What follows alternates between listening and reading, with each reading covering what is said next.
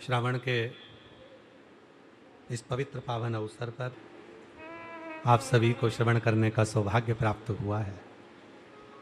ये शिव की कृपा है, उनकी उदारता है, उनकी करुणा है। कोई पुण्य आपके और हमारे रहे होंगे जो बाबा देवादिदेव महादेव की कृपा से श्रावण के महीने में, और वो भी सावन के प्रथम सोमवार से, ये पवित्र कथा अपने अपने घरों में बैठकर श्रवण करने का सौभाग्य ऑनलाइन आप और हमको मिला है। और तेरी कृपा बिना ना हिले एक भी अणु लेते हैं श्वास तेरी नहीं, ठीक है, से तनु तनु बखान क्या करूं मैं राखों के ढेर का, चपटी बबूत में खजाना कुबेर का। हे गंगधार मुक्ति द्वार ओमकार तू, भोले ओमकार तू, आयु शरण तिहारी शंभु तारता। तार तू। शिव की कृपा से, भगवान ओगड़धानी की करुणा से ये सौभाग्य मिला है। श्रावण के पवित्र अवसर पर संपूर्ण देशवासी भगवान शंकर को पवित्र पवित्र जल समर्पित कर रहे हैं। कावड़ का जल बाबा देवादिदेव महादेव को चढ़ा रहे हैं। और आपको कथा में पहले भी कहा कि पूरे वर्ष एक लोटा जल देवादिदेव महादेव को चढ़ता है, पर श्रावण का महीना एक ऐसा महीना है जिसमें हमारे घर में सुख संपदा, वैभव, लक्ष्मी, वंश वृद्धि और मंगल कार्य के लिए, शुभ कार्य के लिए बाबा देवादिदेव महादेव को 2 लोटा जल चढ़ता है।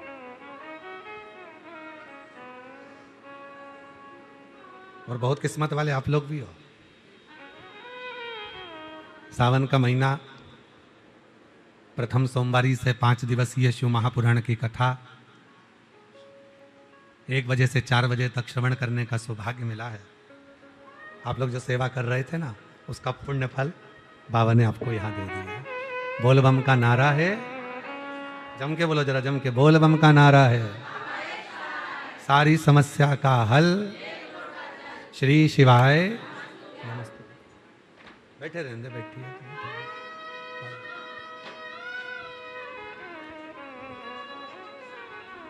शिव कृपा से, शंकर की करुणा से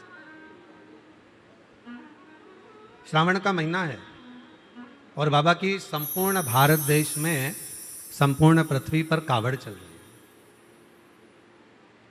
और इस कथा का नाम भी श्री शिव कावड़ 5 दिवसीय शिव महापुराण की कथा है।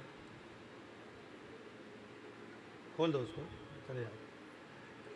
शिव कावड़ शिव महापुराण की कथा है। कावड़ के क्या नियम होते हैं, कावड़ का जल भगवान शंकर को कैसे चढ़ाना चाहिए, कैसे भगवान शिव की आराधना साधना करना चाहिए, ये सभी इस कथा के माध्यम से आप और हम श्रवण करेंगे। पर उसमें भी मूल है भगवान शंकर की अविरल भक्ति, भगवान शिव के प्रति हमारा विश्वास, भगवान शंकर के प्रति हमारा समर्पण, भगवान शंकर के प्रति हमारा जो भाव होगा, उस भाव से ही तो शिव तत्व की प्राप्ति होगी। भगवान शंकर तभी तो मिलेगा। जो जैसी भावना लाया वो वैसा ही फल पाया, नहीं खाली उसे लौटाया, वो मन ही मन हर्षाया।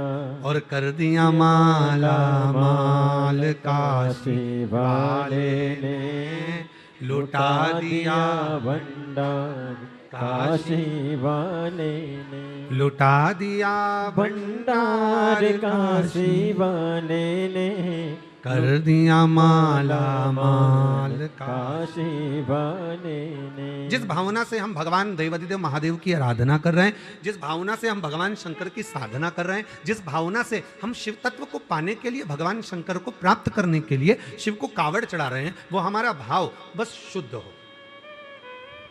एक बड़ा सुंदर सा प्रसंग है महाराज। उस प्रसंग से कावड़ शिव महापुराण की कथा को हम प्रारंभ करें। उस प्रसंग में वर्णन आता है, एक प्रथमेश नाम का एक ग्वाला था जो शिवजी का बड़ा उपासक था, भगवान शंकर का बड़ा उपासना थी उसको। उसका एक नियम बड़ा पक्का था, जैसे आप सबका एक नियम है ना शिवजी को एक लोटा जल चढ़ाने का, उसी तरह उसका भी एक नियम था।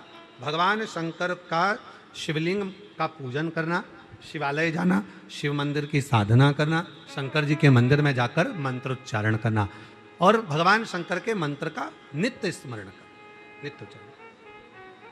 श्री शिवाय नमस्तुभ्यं, श्री शिवाय नमस्तुभ्यं, श्री शिवाय नमस्तुभ्यं, श्री शिवाय नमस्तुभ्यं। उसका नित्य कार्य था।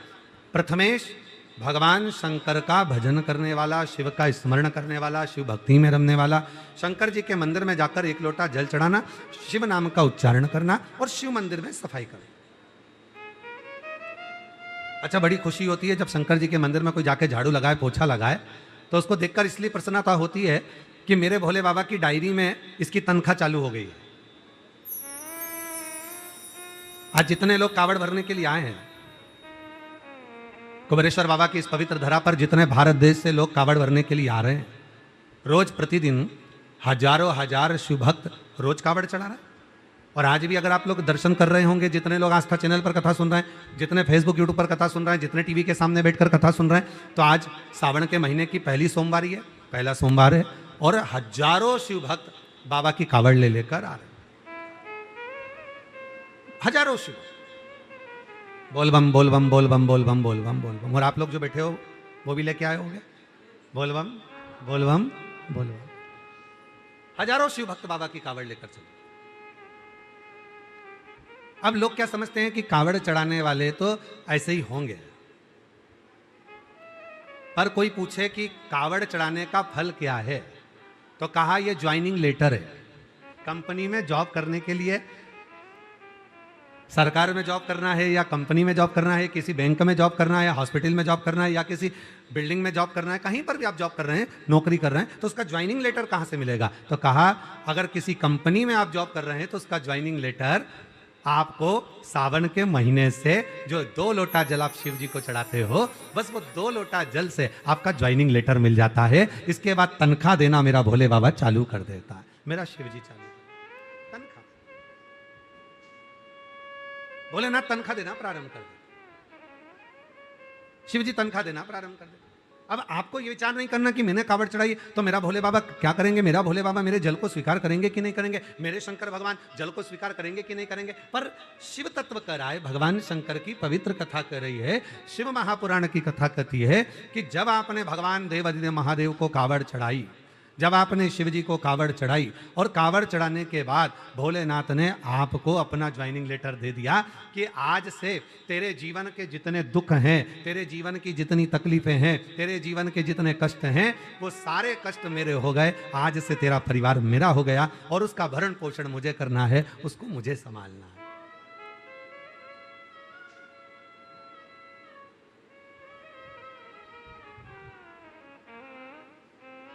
हम तो बाबा के भरोसे चलते हैं, हम तो बाबा के भरोसे चलते हैं। ये दुनिया वाले जलते हैं, ये दुनिया वाले जलते हैं, भोले बाबा के भरोसे चलते हैं, डमरू वाले के भरोसे चलते हैं सीहोर वाले के भरोसे भरोसे चलते हैं सीहोर वाले के भरोसे चलते हैं हम तो बाबा के भरोसे भरोसे चलते हैं हम तो बाबा के भरोसे चलते बस हैं। यही आज अगर हम देवादिदेव आप हरिद्वार जा रहे हो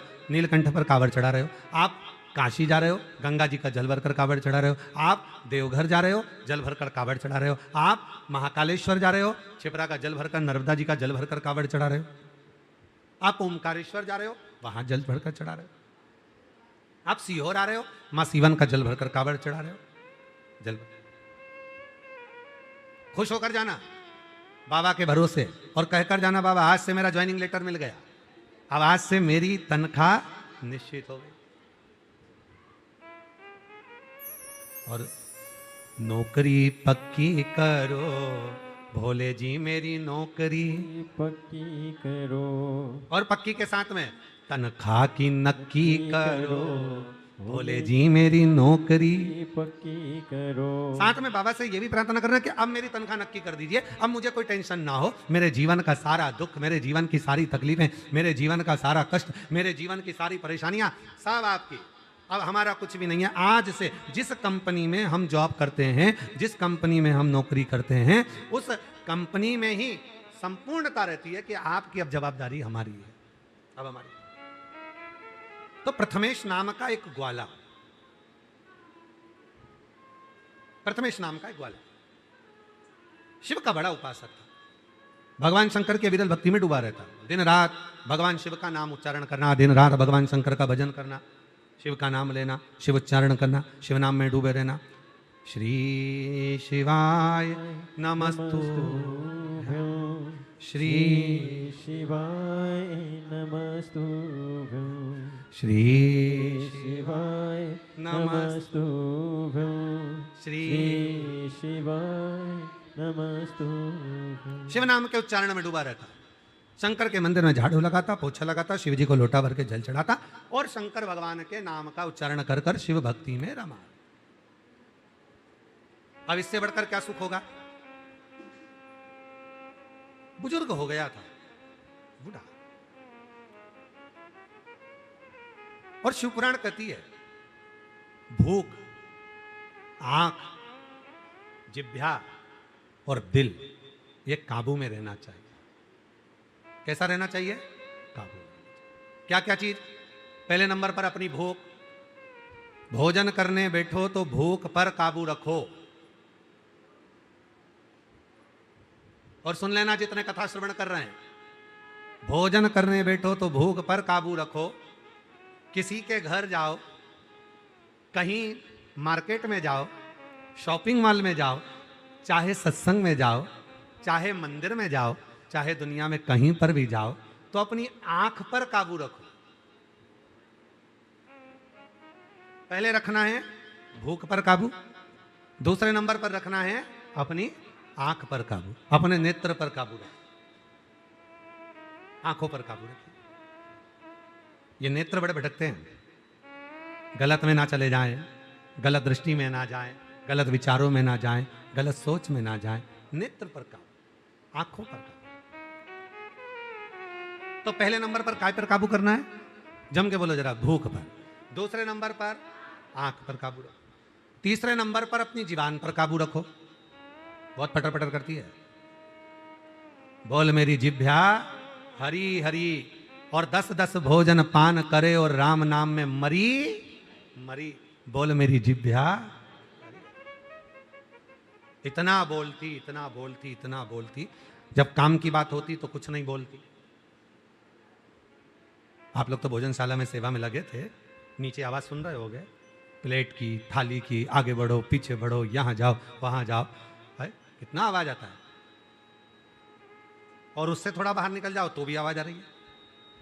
अब पूरे पंडाल में जितने भी बैठे हैं सबसे घूमकर देखो तो शिव नाम की आवाज कम आएगी और व्यर्थ की आवाज ज्यादा आएगी। उधर से माइक वाला भी चिल्ला रहा है, बबीता बाई कहाँ चली गई है, उसका छोरा अंदर रो रहा है, लीला बाई कहाँ चली गई, उसको ढूंढा जा रहा है, सब ढूंढने में लगे।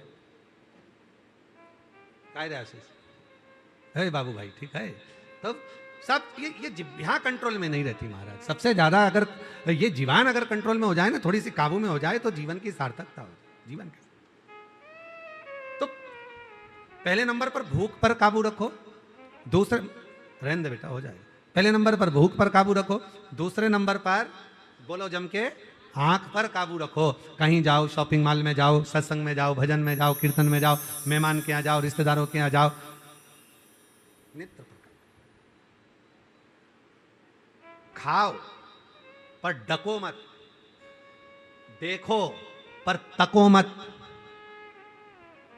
बोलो पर बको मत, तो जिंदगी सार्थक है। वरना जीवन की सार्थकता क्या। अब हम जाएं और मालूम पड़े कोई अच्छा मिल गया, कोई अच्छा देखने में आ गया, तो हम उसको तकने लगे। ना ना ना, नेत्र पर काबू हो, भूख पर काबू हो, और महाराज अपनी जिह्वा पर काबू हो।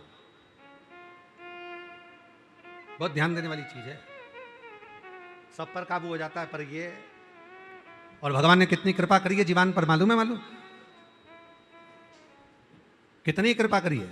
एक जिह्वा को काबू रखने के लिए, एक जीवान को काबू रखने के लिए 32 सैनिक लगाए, 32 दांत।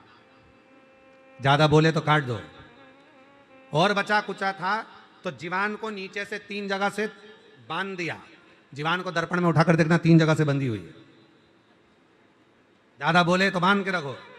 और बचा कुचा था तो जीवान को ज्यादा ना बोलना पड़े, इसलिए 2 दरवाजे में इसको बंद कर दिया, ज्यादा ना बोले। उसके बाद भी ऐसी बोलती है कि पूरे घर में आग लगा देती है। ऐसी बहुत ध्यान से सुनो, ये कथा तुम सबके लिए है। तुम भी सबके लिए। बोल मेरी जीवा हरि हरि। और भजन का नंबर आ जाए तो मरी। बोल मेरी जीवा हरि। अभी भी नहीं बोल रही, अभी बोलो तो, बोल मेरी जीवा हरि हरि। अब वो कहां हरि? जिह्वा को तो कहा भूख पर काबू हो, आंख पर काबू हो, जिह्वा पर काबू हो, और चौथे नंबर पर कहा कि अपने हृदय पर, दिल पर काबू हो। जब भजन करने बैठो, कथा सुनने के लिए बैठो, तब अपने दिल पर, अपने मन पर काबू होना चाहिए। मालूम पड़ा बैठे तो कथा में हो और मन लग रहा है मैं आके बैठ गई, वो ना जाने कहां घूम रही होगी। अपना चित्त लग रहा, मन नहीं लग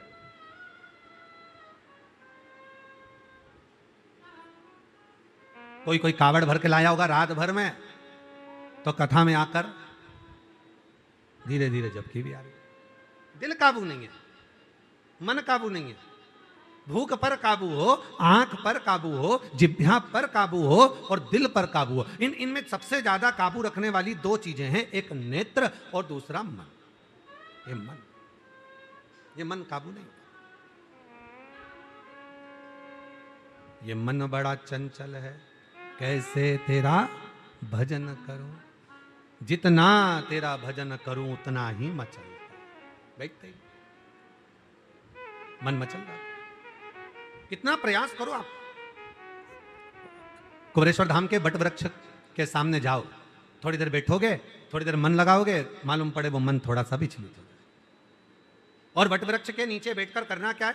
जब हम कुबरेश्वर धाम के बट वृक्ष के नीचे जाते हैं तो वहां बैठकर करना क्या है? बाबा भोलेनाथ जी जिस बट वृक्ष के नीचे बैठे हैं, बाबा भोलेनाथ जी जिस बट वृक्ष के नीचे बैठकर तब साधना का आनंद ले रहे हैं, उस बट वृक्ष के नीचे बैठकर हमको भी 108 बार श्री शिवाय नमस्तुभ्यं, श्री शिवाय नमस्तुभ्यं। सब बोलिए, श्री शिवाय नमस्तुभ्यं, श्री शिवाय नमस्तुभ्यं, श्री शिवाय नमस्तुभ्यं, श्री शिवाय नमस्तुभ्यं। उस बट वृक्ष के नीचे बैठकर जो 400 साल पुराना है, जब आप बैठकर उसके नीचे भगवान की अविरल भक्ति का जप करेंगे, राम नाम, कृष्ण नाम, शिव नाम को भजेंगे, तो उसका फल तो मिलेगा।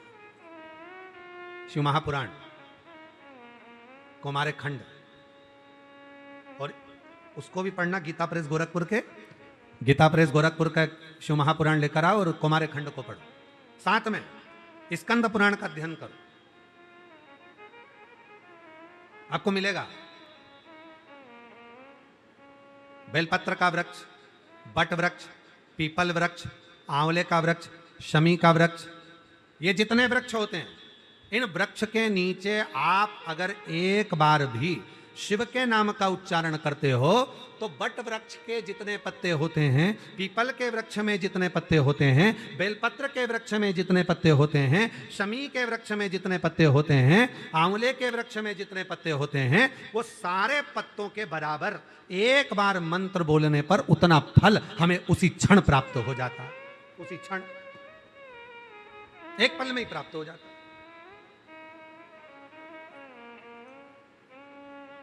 अब आप लोग पीपल के वृक्ष के नीचे बैठकर अगर भगवान का भजन कर रहे हो, बट वृक्ष के नीचे बैठकर भगवान का भजन कर रहे हो, राम नाम कृष्ण नाम शिव नाम जप रहे हो, या आंवले के वृक्ष के नीचे बैठकर भगवान का भजन कर रहे हो, या आप बेलपत्री के वृक्ष के नीचे बैठकर भगवान का भजन कर रहे हो, जितना आप बोल रहे हो, जितना बोल,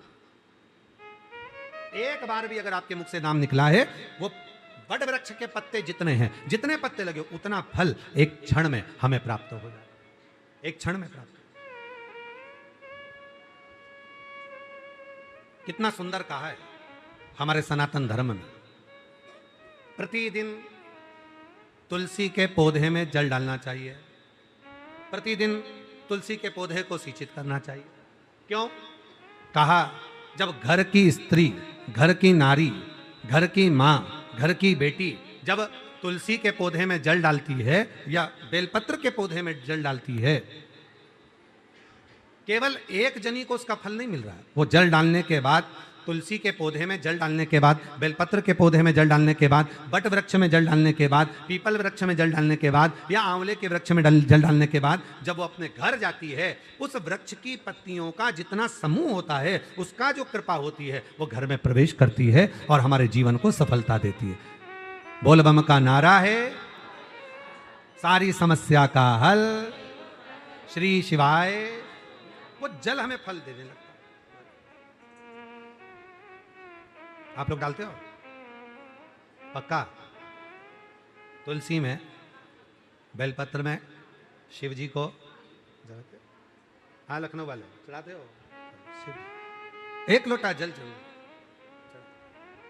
शिव। अब प्रथमेश ग्वाले का जो नियम था, शिवालय में झाड़ू लगाना, शिवालय में पोछा लगाना, शिवालय में भगवान शंकर की साधना, मंत्र का उच्चारण, शिव नाम का उच्चारण, भगवान शंकर के मंत्र का उच्चारण, भगवान शंकर के नाम का उच्चारण, भगवान शंकर के कीर्तन का उच्चारण नित्य प्रति। शंभु शरणे पड़ी मांगू घड़ी रे घड़ी, दुख काटो दया करी दर्शन आपो। भोलेनाथ सुनो मेरी अर्जी सुनो, त्रिपुरारी आया आया मैं शरण तुम्हारे। भोलेनाथ सुनो मेरी अर्जी सुनो, त्रिपुरारी आया आया मैं शरण तुम्हारी। रोग कष्टों ने मुझको घेरा, हे सहारा मुझे नाथ तेरा। रोग कष्टों ने मुझको घेरा, हे सहारा मुझे नाथ तेरा। मैं पुकारूं तुझे तू बचा ले मुझे, त्रिपुरारी आया आया मैं शरण तुम्हारे। बोलो भोलेनाथ सुनो मेरी अर्जी सुनो, त्रिपुरारी आया आया मैं शरण सुनो मेरी अर्जी सुनो त्रिपुरारी। आया आया मैं शरण तुम्हारी।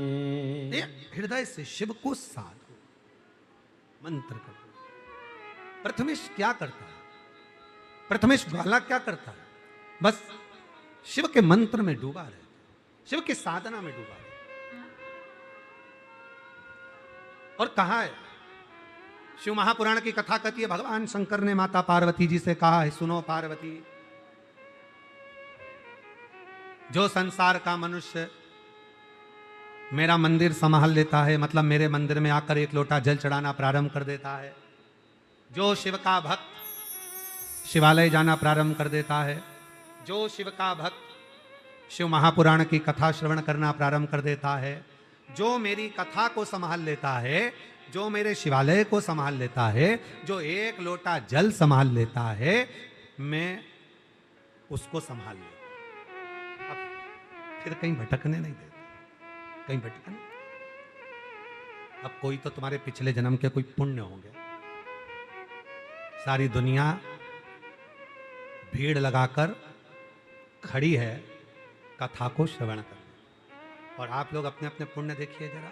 जितने आस्था चैनल पर कथा सुन रहे हैं, जितने फेसबुक यूट्यूब पर कथा श्रवण कर रहे हैं, और जितने यहाँ बैठकर कथा, अपना पुण्य देखिएगा कि कौन सा हमने आज बाबा को किस भाव से कावड़ चढ़ाई होगी, जो शिव जी ने कृपा कर कर आपको हमको ये पवित्र श्रावण के महीने में, ये सोमवारी से प्रथम सोमवार के दिन ये शिवपुराण की कथा श्रवण करने का सौभाग्य दे दिया।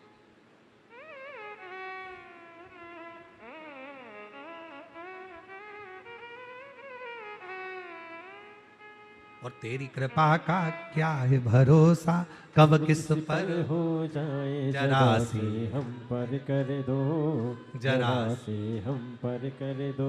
तेरी कृपा का क्या है भरोसा, कब किस पर हो जाए जरा से हम पर कर दो, जरा से हम पर कर दो। अब ये कृपा नहीं तो और क्या। हजारों लाखों भक्त लगातार कावड़ ले लेकर शिवालय आ रहे हैं, कुबरेश्वर धाम आ रहे हैं, शिव के मंदिर आ रहे हैं, शिवालय जा रहे हैं, और बाबा को अपने मन का भाव करें। ऐसी प्रथमेश ग्वाला शिव की साधना में लगा। प्रथमेश, आप लोग देख रहे होंगे सभी आस्था चैनल पर, फेसबुक यूट्यूब पर लगातार जो शिव भक्त कथा श्रवण कर रहे हैं, वो देख रहे होंगे कि कितने शिव भक्त कुबरेश्वर बाबा की धरा पर नाचते गाते भगवान शिव का स्मरण करते हुए, ढोल बजाते हुए, नगाड़ा बजाते हुए, कावड़ लेते हुए आधा जा रहे हैं, आ रहे हैं, और शिव का उच्चारण कर रहे हैं, शिव नाम का स्मरण कर रहे हैं। आप भी अपने अपने घर में बैठकर बोलिए, बोल बम का नारा है, बोल बम का नारा है, शिव के लगे बोल बम बोल बम बोल बम। चले प्रथमेश ग्वाला मन में विचार कर, शिव के मंदिर, शिवालय जाना, साधना करना, आराधना करना। अब तनख्वाह कौन दे रहा है? मंदिर में एक लोटा जल चढ़ाने की, कावड़ चढ़ाने की, झाड़ू लगाने की। भाई हो सकता है कि कोई ब्राह्मण देवता, कोई पंडित जी मंदिर में पूजन करते हैं, तो मंदिर वाले उनको तनख्वाह देते, तो पूजन कर। अब तुम सीवन मां के तट से, आप जो दर्शन कर रहे हो माता सीवन के तट से जल लेकर चले, और मां सीवन के तट से जब जल लेकर चले हो, मां सीवन के तट पर जाकर तुमने जो आराधना साधना करी है, और मां सीवन के तट से तुम जल लेकर जब चले, और चलने के बाद धीरे धीरे धीरे धीरे कुबरेश्वर बाबा के दरवाजे तक पहुंचे, तो तुम्हें तनख्वाह कौन देगा? टिकट लगा के तुम आए, ट्रेन में धक्का खाकर तुम आए, डंडा उठा के तुम चले, लोटा लेके तुम चले, जल भर कर तुम चले, रास्ते भर में खाना भी तुमने खाया, भोजन भी तुमने करा, पानी भी तुमने पिया, चाय भी तुमने पी, और ये सारा खर्चा तुमने जोड़कर एक छोटी सी डायरी में रखो, बढ़िया प्रेम से। मैं गई थी सीहोर, कुबरेश्वर धाम में मैंने कावड़ चढ़ाई, सीवन माँ के तट पर गई, वहां जाकर मैंने ये करा, वहां जाकर मैंने वो करा, और पूरी लिस्ट बनाकर इकट्ठी कर कर रखना कि मेरे 2500, 2000 या 500 या 400 या 300 या 800 जो भी रुपए तुम्हारे खर्च हुए हैं, उसको लिख के रखना। अब अगले साल, अच्छा अगले साल तक छोड़ो तुम तो, 3 महीने में दिवाली तक इंतजार करो, और जितना तुम खर्च कर कर गए हो, जितना तुम भजन कर कर गए हो, जितना तुम स्मरण कर कर गए हो, और कुबेरेश्वर बाबा को जो तुम कावड़ चढ़ा कर गए हो, भले महीने भर, जरूरी नहीं है कि आप लोग 25 अगस्त को ही, आप पूरे महीने में जब आप आए हो, जब चढ़ा कर गए हो, उसका हिसाब रखना मेरा भोले भंडारी। 3 महीने के अंदर मेरा बाबा तुम्हारी झोली में भरकर चले जाएगा, उसका 1000 गुना, 1000 गुना।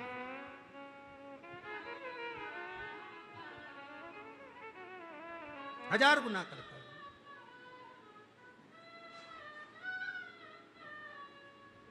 तेरी कृपा का क्या है भरोसा, कब किस पर हो जाए, जरा से हम पर कर दो, जरा से हम पर कर दो।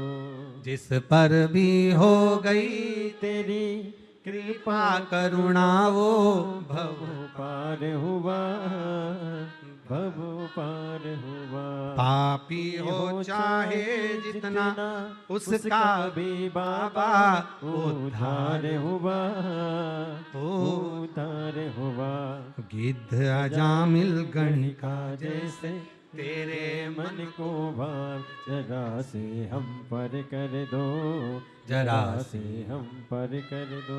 तेरी कृपा का क्या है भरोसा, कब किस पर हो जाए, जरा से हम पर कर दो, जरा से हम पर कर दो। ये उसकी कृपा है, उसकी उदारता। प्रथमेश ग्वाला मंदिर जाता, झाड़ू लगाता, पोछा लगाता, तनख्वाह देना उसने चालू। हमारे यहां कुबेरेश्वर धाम पर शिव भक्त जब कावड़ चढ़ाते हैं, कावड़ चढ़ाने के बाद में, कावड़ चढ़ाने का जल चढ़ाने के बाद जो डंडा है, लोटा है, वो जहां बाबा का बड़ा शिवलिंग है, आप लोग दर्शन कर रहे होंगे, बड़ा सा एक शिवलिंग है विशाल, जिसके नीचे बाबा कुबेरेश्वर का एक छोटा सा शिवलिंग है, छतरी है, उसी के ऊपर वो बड़ा शिवलिंग, उसी के ऊपर वो बड़ा शिवलिंग बना हुआ। जो खाली डंडे होते हैं, खाली जो पात्र होते हैं, लोग उसी ओर, जहां पर बाबा का बड़ा शिवलिंग है, उसी ओर, जैसे आप लोग इस चित्र में भी बाबा के बड़े शिवलिंग का दर्शन करेंगे पीछे, तो बड़े शिवलिंग का जब दर्शन करेंगे पीछे, जो कंक्रीट का बड़ा शिवलिंग है, वहीं उसी ओर जहां पर बाबा का बड़ा शिवलिंग, अपना डंडा लोग वहां पर जाकर, और जो टीन लगी हुई है ना, उसी साइड में उसको, उसी दिशा की ओर उसको रख दो, बाबा को दे दो। क्यों? अब हमारा जीवन का सारा भार, संपूर्ण भार, जिसको हम कावड़ के रूप में लेकर आए हैं, हमारे जीवन का संपूर्ण भार अब हमने आपको दे दिया। अब ये हमारा, अब ये शिवलिंग का दर्शन आप कर रहे हैं, जो मंदिर का दर्शन, इसी के सामने एक बैरिकेड लगा हुआ है, एक टीन लगी हुई है, वहीं पर उसी के अंदर लोग उसको जो है वहीं से वहां पर डाल, वहीं पर उसी, हमारे जीवन का सर्वस्व, हमारे जीवन का जो टेंशन, हमारे जीवन का जो भार है, वो हमने आपको दे दिया। अब हमारा नहीं। शिव कथा करें, भगवान शंकर का चरित्र करें, प्रथमेश भगत की, प्रथमेश ग्वाले की कथा कर रही है। प्रथमेश ग्वाला शिव के मंदिर में, शिवालय में जो सेवा में लगाए, बाबा की भक्ति में लगाए, बाबा के भजन में लगाए, बाबा के स्मरण में लगाए, बाबा के मंत्र जाप में लगाए, बाबा के नाम जाप में लगाए, वही प्रथमेश। अब उसका पूरा भार शिव का, उसकी आ गई पोती की शादी, पोती का भी बाबा, धर्म पत्नी ने निवेदन करा, पोती की शादी है, अब तुम मंदिर ना जाओ, अभी थोड़ा दिन तो मंदिर ना जाइएगा, पोती का विवाह है, पोती की शादी, मंदिर नहीं जाओ। मेरी जीजियों, मेरे जीजाओं, मेरी बेटियों, मेरे बेटाओं, मेरे बुजुर्ग माँ बाप, ध्यान रखना, जब घर में उत्सव होता है, लोग मंदिर जाना छोड़ देते। घर में बहुत सारा फैला रहा है, मेहमान आ गए, इतने सारा काम पड़ा हुआ है, इतना सारा फैला पड़ा हुआ, मंदिर कौन जाएगा? मंदिर ही नहीं जाए। पर शिव महापुराण की कथा कहती है, जब घर में कोई मंगल कार्य हो, घर में कोई शुभ कार्य हो, घर में कोई अच्छा फंक्शन हो, तो मंदिर में एक लोटा जल जरूर चढ़ाकर आओ, बाबा को धन्यवाद देकर आओ कि तेरी कृपा से ये शुभ कार्य हो रहा है, तेरी कृपा से ये सब कार्य हो रहा है, और तू कृपा करना तो ऐसे शुभ कार्य हमारे जीवन में होते रहे। ये तू करना, और तू करेगा तो होंगे, हमारे हाथ में नहीं है। आज आप सब लोग ऑनलाइन कथा सुन रहे हो, आस्था चैनल के सामने या टीवी के सामने बैठकर और फेसबुक यूट्यूब पर जो कथा का तत्व ग्रहण कर रहे हो, और वो भी आज सावन के सोमवार के दिन, तो कहीं ना कहीं तो पुण्य आपका और हमारा होगा, जो इस भजन करने का मौका मिला, जो स्मरण करने का मौका मिला।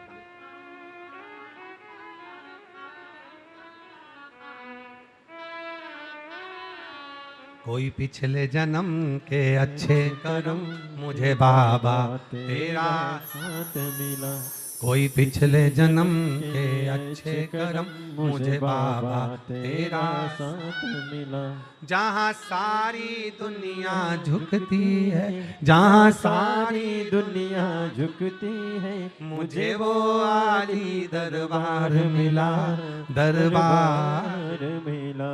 कोई पिछले जन्म के अच्छे अच्छे कर्म कर्म मुझे बाबा तेरा साथ मिला, कोई पिछले जन्म के अच्छे कर्म मुझे बाबा तेरा साथ मिला। पत्नी, पुत्र, पति, माता, पिता, भाई, बंधु, रिश्ते, नाते, सत्संग, भजन, कीर्तन, स्मरण, गुरु, ये सब कोई पूर्व के जन्म के फल होते हैं, उसके अनुसार मिले,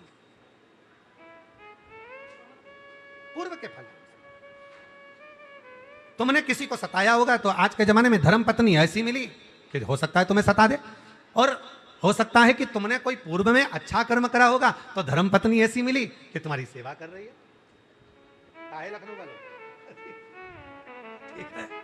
तो पूर्व का कोई पुण्य होगा तो अच्छी पत्नी मिल जाए, पूर्व का कोई पुण्य होगा अच्छा पति मिल गया, और पूर्व का कोई ऐसा कर्म हमारे जीवन में हो गया होगा, पूर्व का कोई कर्म ऐसा हो गया होगा कि हो सकता है कि हमने जिन बच्चों को पाल पोस कर बड़ा करा, हमने जिन बेटा बेटी को बड़ा करा, हम इतने अरमान लेकर आए, हो सकता है परिवार की वो परिवार अच्छा नहीं मिल पाता, हमको कष्ट देता, दुख देता। पर कोई पिछले जन्म के अच्छे कर्म मुझे बाबा तेरा साथ मिला, कोई पिछले जन्म के अच्छे कर्म मुझे बाबा तेरा साथ मिला। जहाँ सारी दुनिया झुकती है, जहाँ सारी दुनिया झुकती है, मुझे वो आली दरबार मिला, दरबार मिला। कोई पिछले पिछले जन्म के अच्छे कर्म मुझे बाबा तेरा साथ मिला। पिछले जन्म का अच्छा कर्म था कुबरेश्वर बाबा की भूमि, पिछले जन्म का अच्छा कर्म था कुबरेश्वर बाबा का धाम, और पिछले जन्म का कोई अच्छा कर्म था सावन का महीना, और पिछले जन्म का अच्छा कर्म था सावन का सोमवार, और पिछले जन्म का अच्छा कर्म था जो शिव महापुराण की कथा सुनने का मौका मिल गया। ये पूर्व का हमारा पुण्य फल है, ये हमारे पूर्व का खुद आनंदमय फल है जो हमको मिला। चातुर्मास का मतलब जानते हो आप लोग?